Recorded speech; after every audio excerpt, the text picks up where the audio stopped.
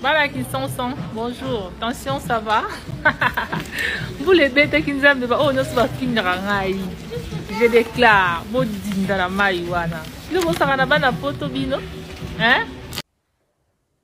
Bienvenue sur Masolo ya Jonas na kati ya épisode oyo ya Masolo ya Jonas nazali kobeta lisolo ya Karine Pandora boza komona ye na sima na ngai video oyo epai wapi nazwaki capture wana eza na sima na nga c'était filmé il y a 6 heures du temps, OK?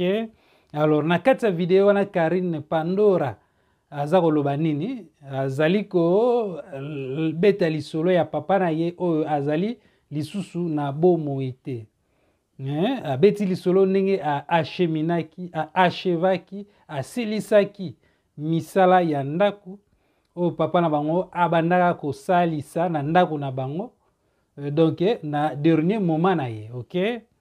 Ye achevaki yango alobi alingaki papa na ye papa na ye alingaki ndaku na ye asalaki volonté ya papa na ye tango abandi kosala tout ça lelo oyo azalaka na poto voilà azwaka na mwa facilité, OK? Alors akoti pe dossier ya mama alobi donc il faut kolinga ba parents, OK? Akowanga na mama na ye te quel que soit akowanga na mama na ye te, OK? Alors pourquoi nabeti lisolo ya Karine lelo vidéo moko boye ezali ko circuler oyo une dame aza koloba kikongo batu balobi ezali mama ya Karine.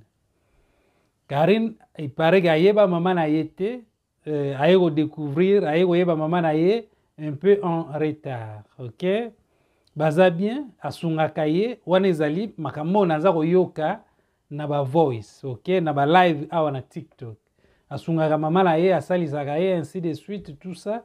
Alors ko filmer o filmaki wana c'était une façon ya humilier Karine Pandora parce que asalaki blague moko boye oyo bato ebele bazalaki choqué par rapport ya bato oyo ba dindaki na mai na fin décembre 2022 mbula ya munene oyo ebeta et puis mai causa do ba dégâts ba mort ebele, OK?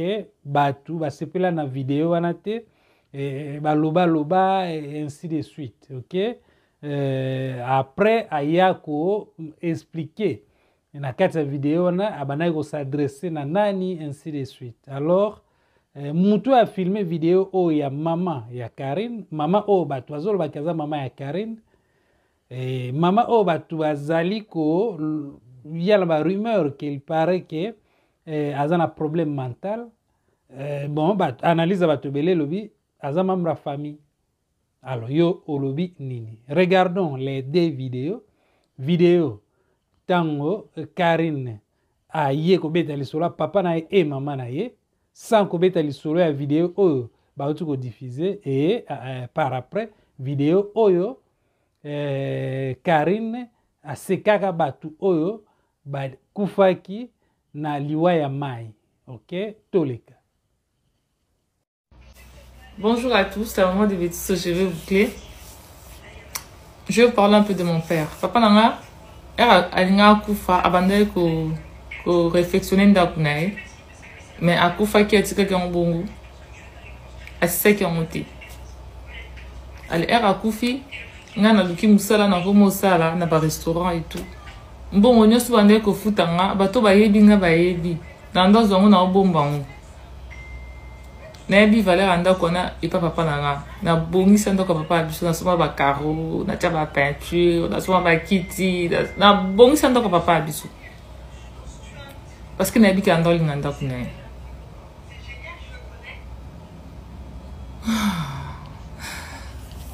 j'ai pas envie de pleurer, j'ai pas envie de pleurer. Vous savez comment mon père il me manque? Il me manque beaucoup. C'est grâce à ça. Après, on a besoin de papa abiso. Théo Koutana Ans. Na koma rapende na koma ratinde na ya poto. Na vie na nga na zanga kelo côté. So na zangi lelo na tongo na pokwa na ozwa.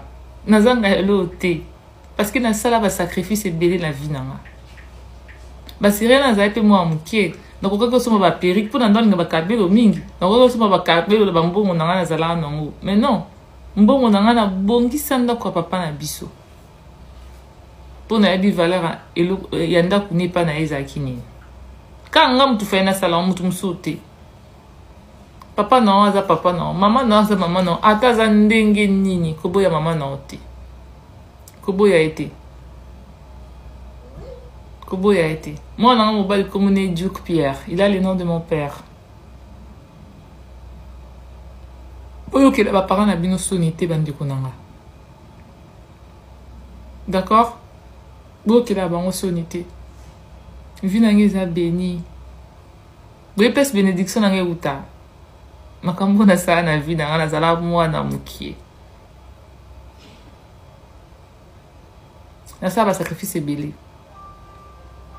parce que na mwana liboso kota papa nanga kota mama nanga mwana liboso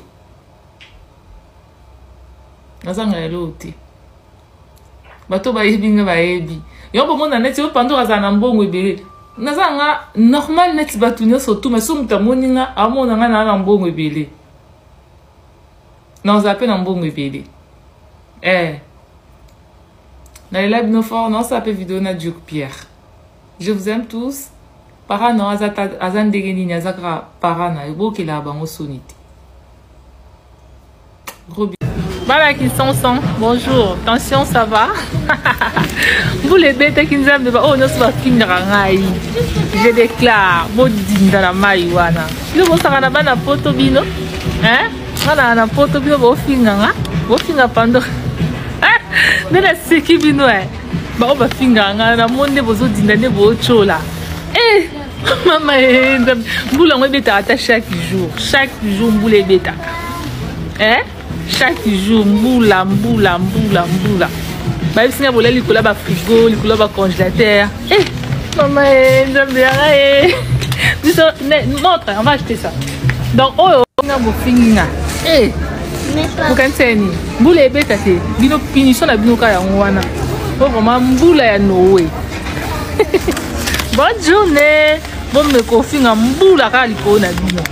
ezali makambu oyo ezali koleka na niveau ya TikTok ngai naboyi naloba naboyi na juger naboyi na encourager le mal naboyi ok na donc ça là commentaire est trop rapide je ne sais pas encore exactement ce qui se passe sur TikTok naza mutu asika je suis en train d'observer étudier analyser et actualité moko ya lelo yango wana publication d'une vidéo oyo batu balobi ezali mama ya Karine Pandora alors voilà et apparemment vidéo oyo totali ezali ke Karine awangani mama na yete et na ndenge ya ba audio alobaka yango déjà ke ntango azalaka mwana ayebaka mama na yete baye kokutana akola déjà mais batu ba affirmer que